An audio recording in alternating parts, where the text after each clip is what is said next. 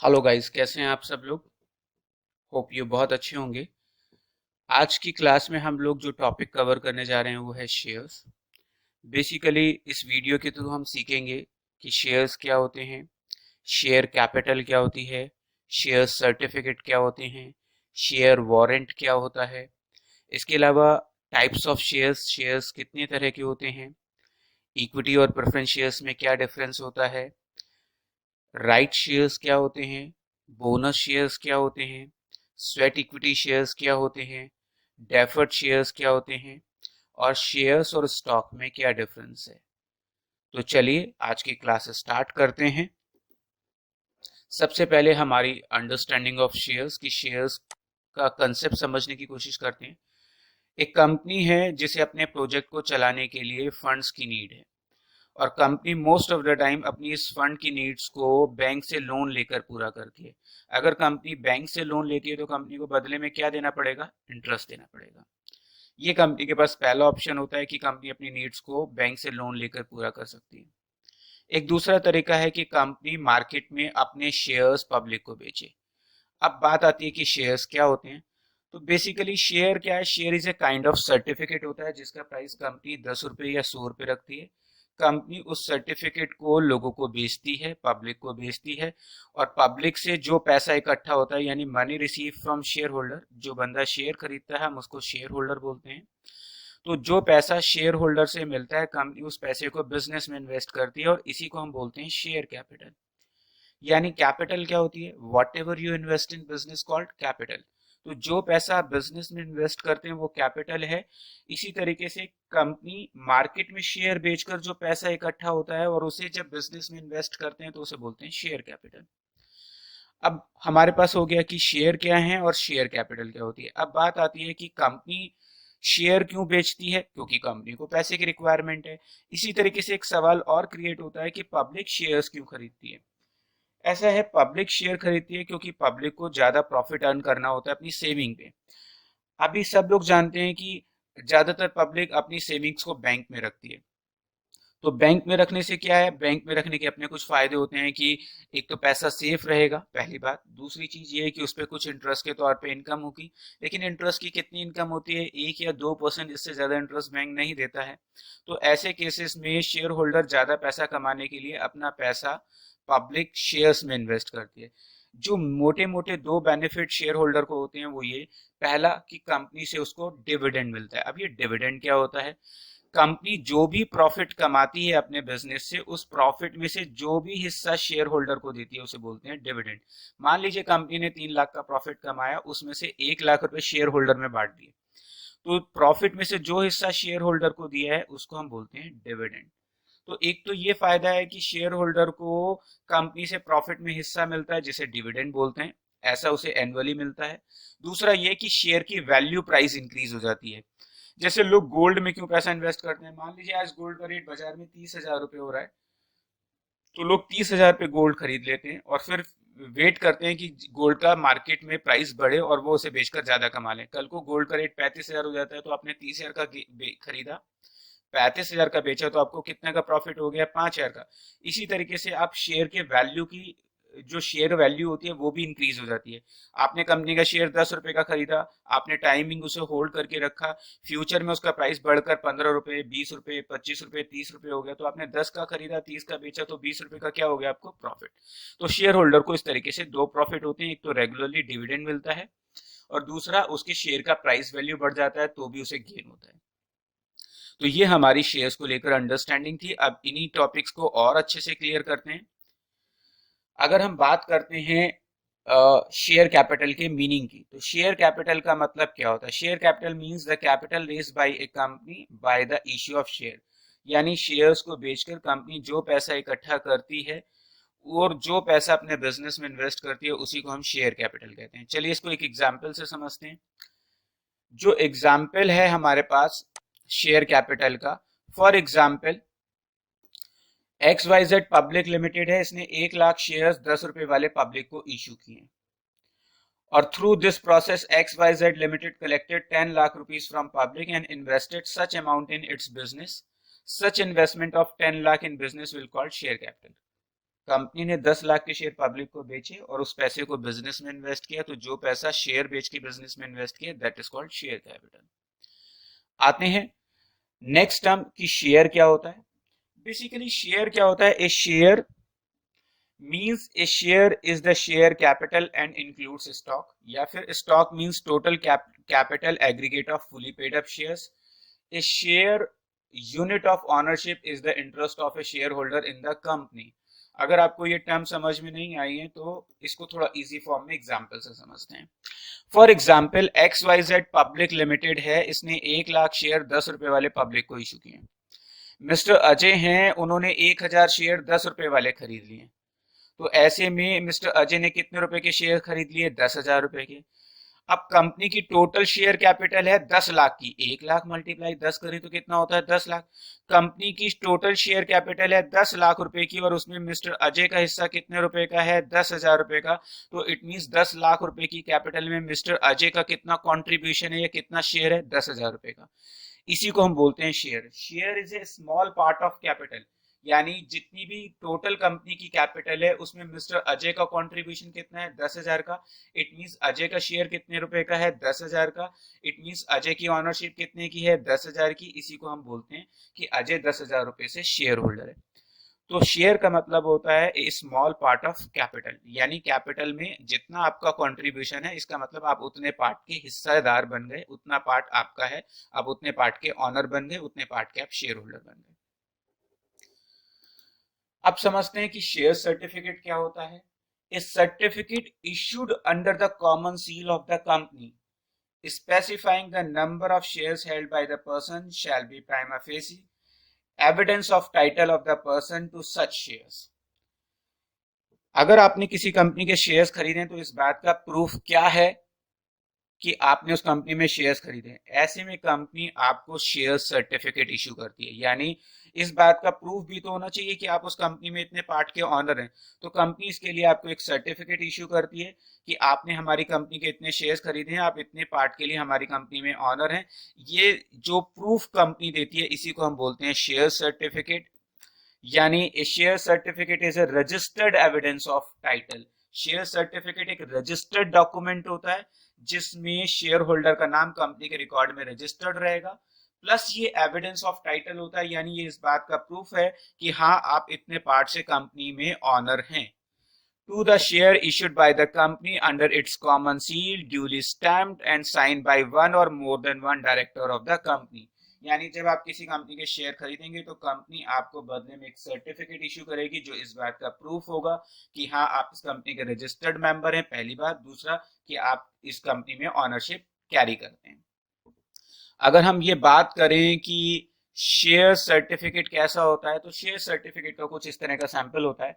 आज की तारीख में शेयर सर्टिफिकेट जो है वो इलेक्ट्रॉनिक फॉर्म में अवेलेबल होते हैं, डीमेट अकाउंट में ट्रांसफर हो जाते हैं। जब कोई कंपनी से आप शेयर खरीदेंगे तो कंपनी इस तरह का एक सर्टिफिकेट इशू करेगी जिसपे आपका नाम लिखा रहेगा, शेयर का प्राइस होगा, कितने शेयर्स आपको इशू किए गए, वो सारी डिटेल इस पर मेंशन रहेगी। अब बात करते हैं कि शेयर वारंट क्या होता है।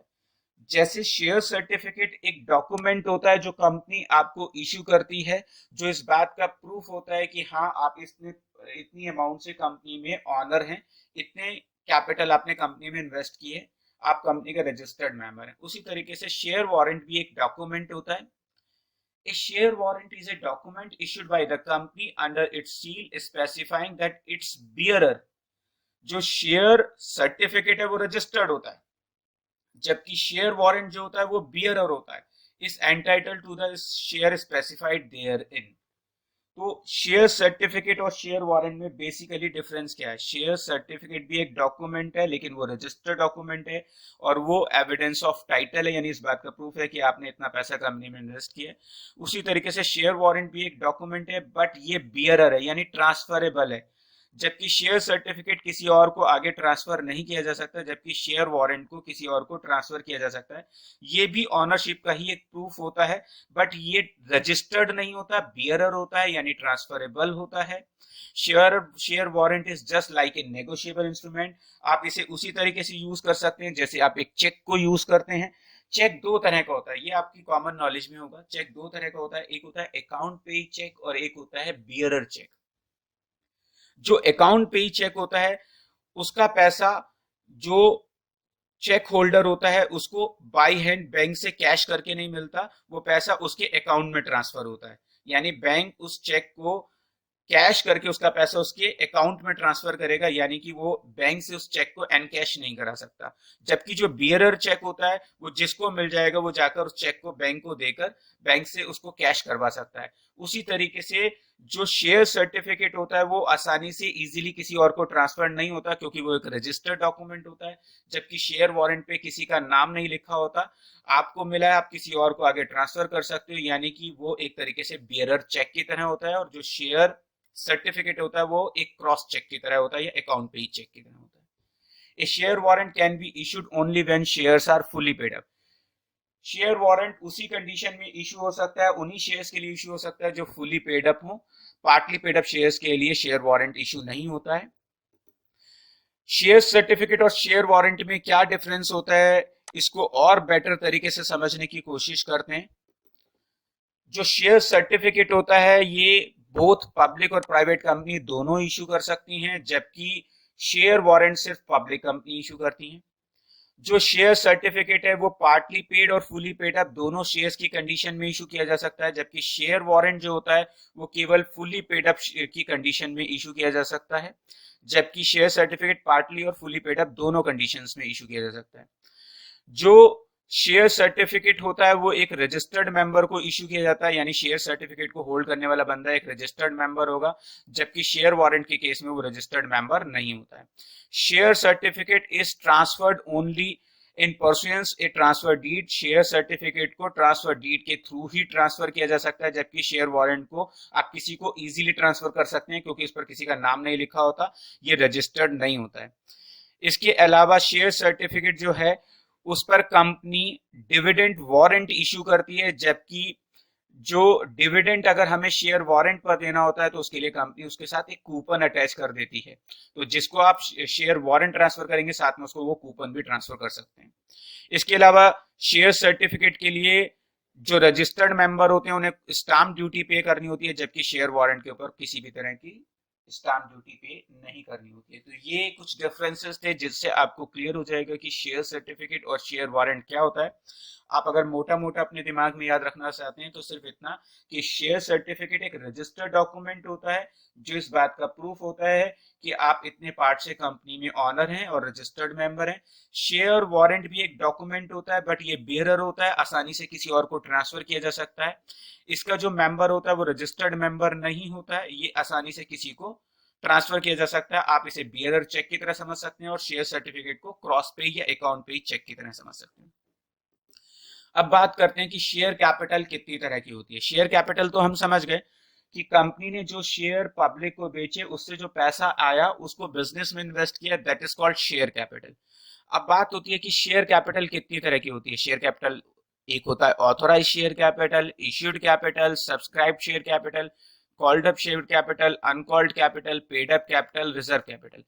अब ये तो हुआ कि ये सब इतनी तरह की शेयर कैपिटल होती है। चलिए आइए इनको वन बाय वन हम एग्जाम्पल से समझते हैं कि कौन कौन सी कैपिटल क्या क्या है हमारे लिए। तो अगर हम बात करते हैं ऑथराइज शेयर कैपिटल की, फॉर एग्जाम्पल एक कंपनी है, एक company is registered with 1 lakh equity share of ₹10 each. It means company is registered share capital is ₹10 lakh and company can not issued share capital more than 10 lakh rupees. एक company जब registered होती है तो उसे registered कराते समय मेंशन करना पड़ता है कि उसके पास मैक्सिमम कितने शेयर्स हैं। तो कंपनी ने अपने आप को 1 लाख शेयर से रजिस्टर्ड कराया है, 10 रुपए वाले शेयर का प्राइस है 10 रुपए एक शेयर का, तो कंपनी के पास टोटल रजिस्टर्ड शेयर कैपिटल कितनी हो गई? 10 लाख। कंपनी अपने लाइफ टाइम में कभी भी 10 लाख से ज्यादा शेयर पब्लिक को नहीं बेच पाएगी। इसका मतलब ये होता है ऑथोराइज शेयर कैपिटल को डिफरेंट नेम से जाना जाता है। इसे रजिस्टर्ड शेयर कैपिटल भी कहते हैं, नॉमिनल शेयर कैपिटल भी कहते हैं और मैक्सिमम शेयर कैपिटल भी कहते हैं। अब समझते हैं कि इश्यूड और अनइश्यूड शेयर कैपिटल क्या होती है। इसके लिए भी हम एग्जाम्पल है हमारे पास। 1 लाख हमारे पास शेयर्स हैं, उसमें से हमने 60,000 शेयर्स पब्लिक को ऑफर कर दिए, यानी कंपनी ने 60,000 शेयर 1 लाख में से पब्लिक को इशू किए हैं, यानी ऑफर किए हैं। तो जितने शेयर हमने पब्लिक को ऑफर कर दिए हैं उसको हम बोलते हैं इशूड शेयर कैपिटल। तो 1 लाख में से 60,000 शेयर मैंने ऑफर कर दिए, तो जो शेयर मैंने पब्लिक को ऑफर किए उसे बोलेंगे इशूड शेयर कैपिटल। और 1 लाख में से कितने शेयर मैंने पब्लिक को ऑफर नहीं किए हैं? 40,000, तो इसे क्या बोलेंगे? Unissued share capital. अब आते हैं हम लोग कि सब्सक्राइब्ड और अनसब्सक्राइब्ड शेयर कैपिटल क्या होती है, इसे भी एग्जांपल से समझते हैं। Company issued 60,000 shares of ₹10 each to public. Company ने 60,000 शेयर पब्लिक को इश्यू किए हैं और पब्लिक ने 55,000 यानी 55,000 शेयर्स के लिए अप्लाई किया है। 55,000 शेयर्स पब्लिक ने खरीद लिए। तो हमने 60,000 शेयर्स का न्यूज़पेपर में ऐड दिया था बेचने के लिए, जबकि कंपनी पब्लिक से हमें जो एप्लीकेशन मिली है वो केवल 55,000 शेयर्स के लिए मिली है, यानी पब्लिक ने हमारे 55,000 शेयर्स खरीद लिए। तो जितने शेयर पब्लिक खरीद लेती है 55,000 इंटू 10, 5,50,000 के शेयर पब्लिक ने खरीद लिए, तो हम इसे क्या बोलेंगे? Subscribe share capital. और जो शेयर पब्लिक ने नहीं खरीदे हैं, पब्लिक ने कितने शेयर्स नहीं खरीदे हैं? 5,000 शेयर, 10 रुपए वाले नहीं खरीदे हैं, तो जो 50,000 रुपीज है वो है अनसब्सक्राइब शेयर कैपिटल। तो जितना शेयर पब्लिक खरीद लेती है दैट इज सब्सक्राइब, और जो पब्लिक नहीं खरीदती है वो अनसब्सक्राइब शेयर कैपिटल होती है। अब बात करते हैं कॉल्ड अप और रिजर्व कैपिटल क्या होती है।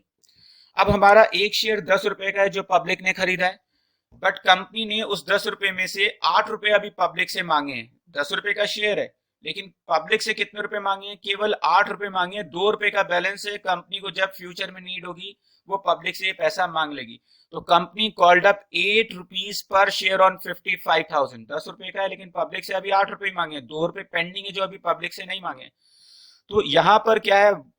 In such case amount called up from public, public से हमने 55,000 इंटू 8, 4,40,000 हमने पब्लिक से मांग लिए। तो जो पैसा हमने पब्लिक से मांग लिया उसे बोलते हैं हम लोग कॉल्ड अप कैपिटल, और जो पैसा अभी तक हमने 55,000 इंटू 2 पब्लिक से नहीं मांगा है उसे हम क्या बोलेंगे? रिजर्व कैपिटल या फिर अनकॉल्ड अप कैपिटल।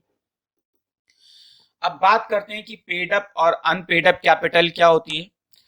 उसी एग्जाम्पल को हम कैरी करते हैं कि हमारे पास 55,000 शेयर्स थे, 8 रुपए हम लोगों ने पब्लिक से मांगे थे पर शेयर। तो हमारे को पब्लिक से कितने पैसे मिलने चाहिए थे? 4,40,000 रुपीज पब्लिक से मिलने चाहिए थे। एक शेयर होल्डर है जिसने 2 रुपए की इंस्टॉलमेंट 5,000 शेयर्स पर हमको नहीं दी है। मीन्स 5,000 इंटू 2, उसने 10,000 रुपए हमको नहीं दिए। हमने 4,40,000 रुपए मांगे थे, 4,40,000 मांगे थे, उसमें से 10,000 हमें नहीं मिले।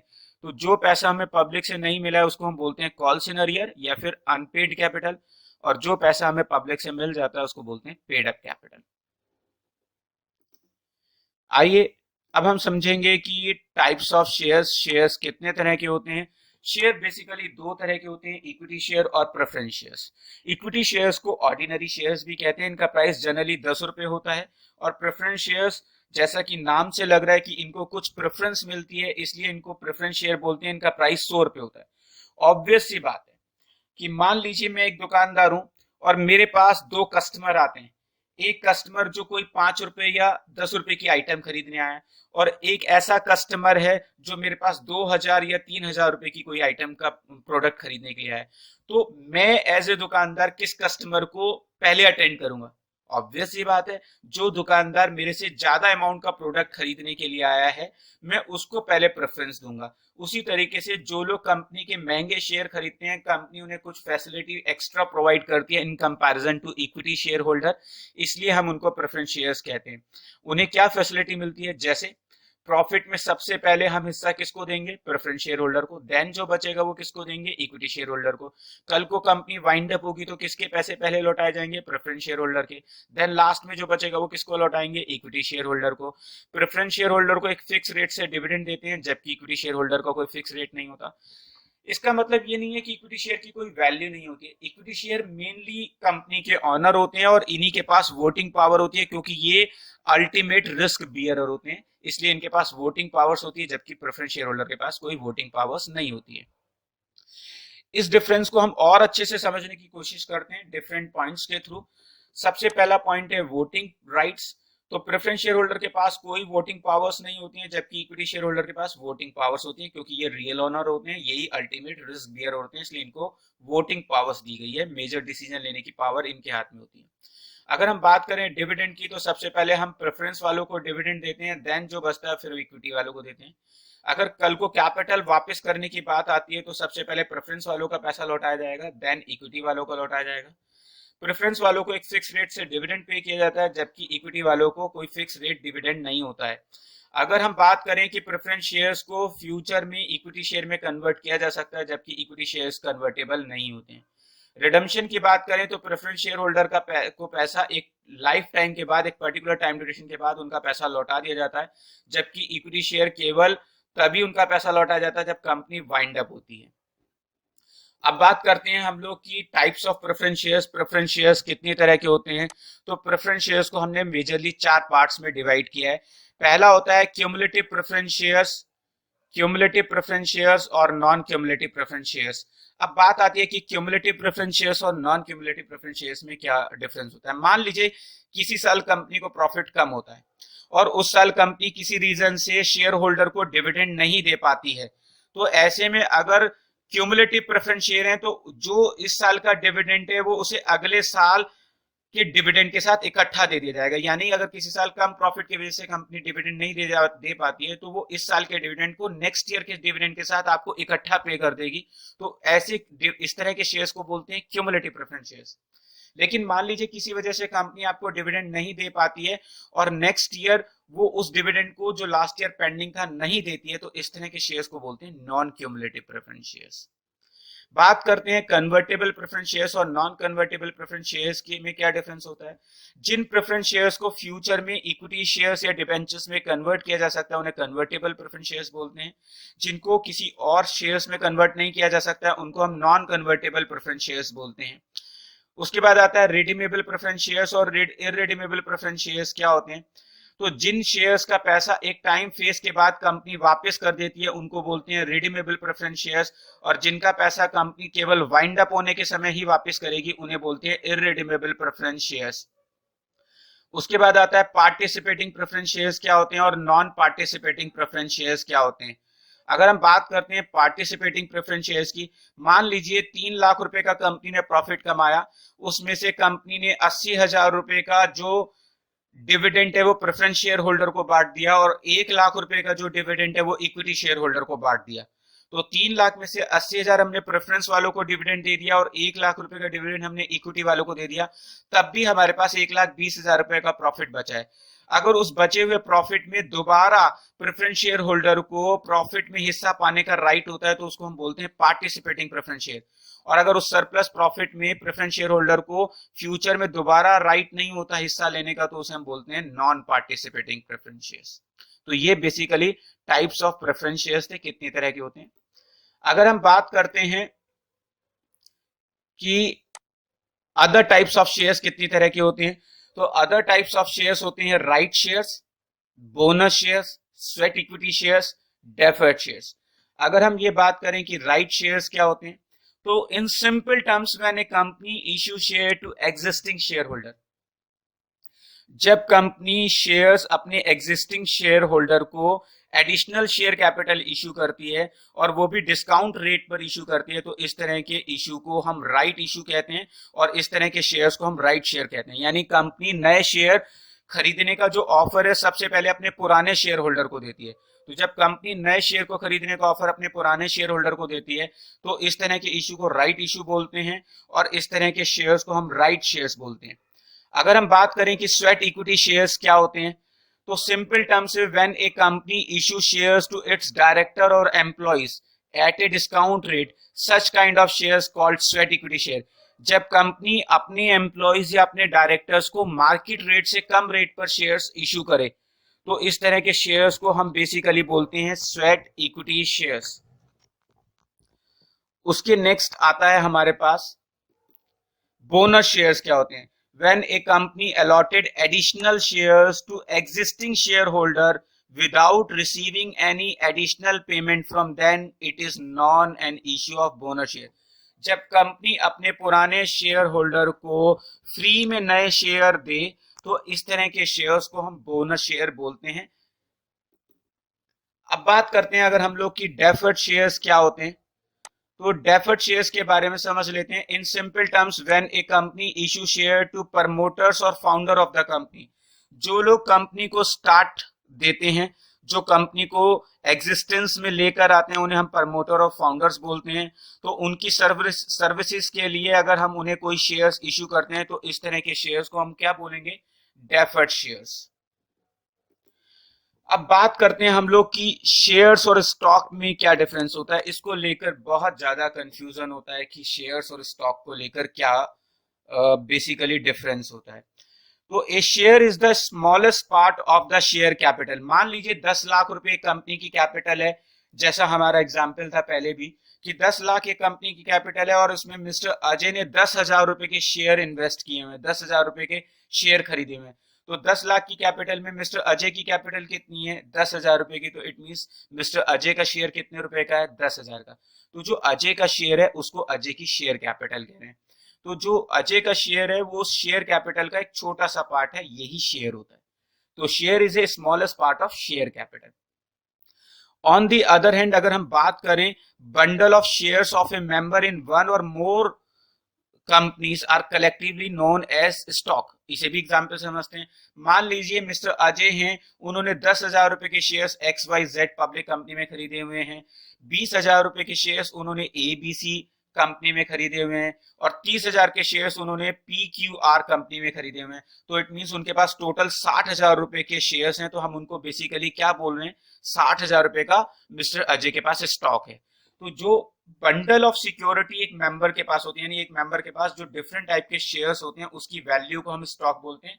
और जबकि एक कंपनी में जितनी अमाउंट के आपने शेयर इन्वेस्ट किए होते हैं वो उस कंपनी में आपका शेयर होता है। तो शेयर कैपिटल का एक छोटा सा पार्ट है जो आपने एक कंपनी में इन्वेस्ट किया है, और एक मेंबर ने जो डिफरेंट कंपनी में नंबर ऑफ शेयर्स खरीदे हुए होते हैं उसके सम टोटल को हम स्टॉक बोलते हैं। जैसे आप समझ लीजिए कि एक कंपनी है, वो रेफ्रिजरेटर भी बनाती है, माइक्रोवेव ओवन भी बनाती है और वॉशिंग मशीन भी बनाती है। अब उसके पास उसने तीनों चीजों को मैन्युफैक्चर किया हुआ है और तीनों चीजों को मैन्युफैक्चर करके अपने गोडाउन में रखा हुआ है। तो उनको तीनों के सम को कलेक्टिवली क्या बोलेंगे कि हमारे पास इतना स्टॉक है।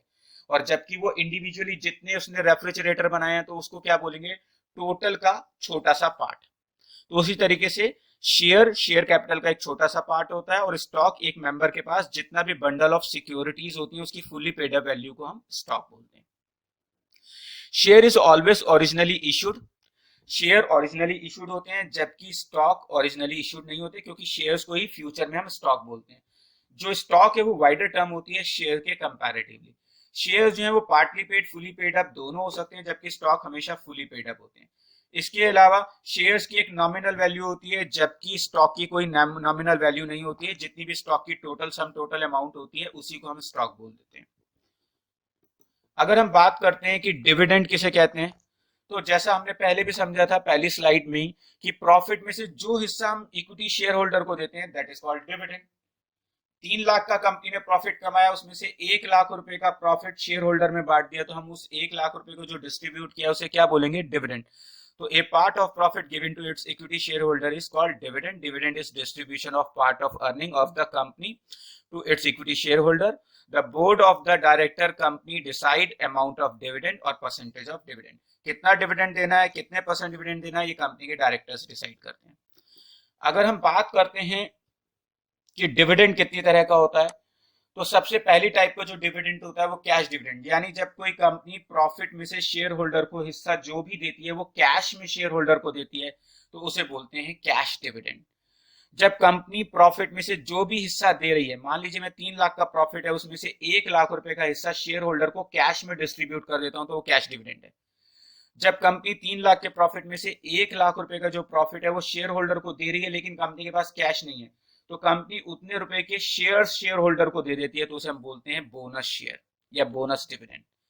शेयर रीपरचेस, ये बहुत इंपॉर्टेंट टर्म है जो आपको बहुत कम सुनने और पढ़ने को मिलेगी। शेयर रीपरचेस क्या होता है, कंपनी को जितना डिविडेंड शेयर होल्डर को देना होता है, कंपनी को जितना डिविडेंड, जैसे कि 3 लाख में से 1 लाख रुपए का डिविडेंड हम शेयर होल्डर को देना चाहते हैं, तो कंपनी वो 1 लाख रुपए शेयर होल्डर को ना देकर उतने रुपए के अमाउंट के मार्केट से अपने ही शेयर्स का बायबैक कर लेती है। यानी कंपनी उतने रुपए का डिविडेंड शेयर होल्डर को ना देकर उतने रुपए की अमाउंट से अपने ही शेयर का मार्केट से बायबैक कर लेती है। तो ऐसे में शेयर होल्डर को क्या बेनिफिट होता है, शेयर होल्डर को तो कोई अमाउंट मिली नहीं। आप इसे एग्जाम्पल से समझिए, मान लीजिए 2 फैमिली है, एक फैमिली ए है और एक फैमिली बी है। जो ए फैमिली है उसकी इनकम भी 100 रुपए है और जो बी फैमिली है उसकी इनकम भी 100 रुपए है। ए फैमिली में 5 मेंबर हैं, अगर हम वो 100 रुपए उन 5 मेंबर पे खर्च करने के लिए आए तो हर एक के हिस्से में कितने रुपए आएंगे? 20-20 रुपए। ऐसे ही अगर हम बी फैमिली की इनकम भी 100 रुपए उसमें खर्च करने पर आए, 10 मेंबर हैं, तो हर एक के हिस्से में कितने रुपए आएंगे? 10 रुपए। तो जहां पे नंबर ऑफ शेयर होल्डर्स ज्यादा होते हैं वहां पे शेयर होल्डर की जो अर्निंग होती है वो कम हो जाती है, और जहां पे कम शेयर होल्डर होते हैं वहां पे उनके हिस्से में आने वाला प्रॉफिट ज्यादा हो जाता है। इसलिए कंपनी क्या करती है, जितना डिविडेंड शेयर होल्डर को देना होता है उतने के अपने शेयर्स बाय बैक कर लेती है। ऐसे में नंबर ऑफ शेयर्स कम हो जाते हैं तो कंपनी के जो शेयर होल्डर होते हैं उनकी अर्निंग पर शेयर इंक्रीज हो जाती है। अब बात करते हैं प्रॉपर्टी डिविडेंड क्या होता है। कंपनी को जितनी अमाउंट का डिविडेंड देना होता है, कंपनी उतनी अमाउंट के डिविडेंड का आपको अपनी किसी एसेट्स या किसी प्रॉपर्टी में शेयर दे देती है। यानी कंपनी की कोई वैल्यूएबल प्रॉपर्टी है, कंपनी आपको जितनी अमाउंट का डिविडेंड देना होता है उतनी अमाउंट का उस प्रॉपर्टी में आपको हिस्सेदार बना देती है, इसे बोलते हैं प्रॉपर्टी डिविडेंड। अगर हम बात करें कि स्क्रिप डिविडेंड क्या होता है, तो जब कंपनी को डिविडेंड पे करने के लिए कंपनी के पास कैश नहीं होता है तो कंपनी उस डिविडेंड को पे करने के लिए आपको प्रॉमिसरी नोट इशू कर देती है, यानी बीपी बिल्स पे बिल इशू कर देती है, जिसका पेमेंट कंपनी 2 महीने 3 महीने बाद आपको कर देगी। तो इस तरह के डिविडेंड को बोलते हैं स्क्रिप डिविडेंड। तो होप यू गाइस इस वीडियो से आपको शेयर्स क्या होता है, share capital, share certificate, share warrant, different type of shares, उनमें क्या डिफरेंसेस होते हैं, types of shares, dividend, types of dividend, ये सब कुछ समझ में आया होगा। फिर भी अगर आपको कोई टॉपिक मिसिंग लगे तो आप मेरे को कांटेक्ट कर सकते हैं, मेरे को मैसेज कर सकते हैं। मैं कोशिश करूंगा कि नेक्स्ट जो भी वीडियो बनाऊं उसमें वो टॉपिक्स कवर कर लूं।